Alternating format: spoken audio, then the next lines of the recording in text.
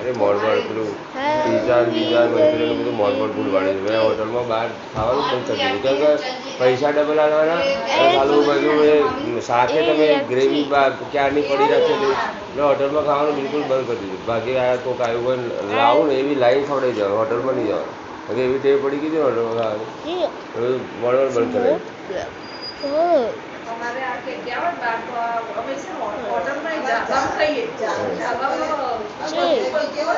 तो मामा चलो दारू दारू दे मामा चलो मामा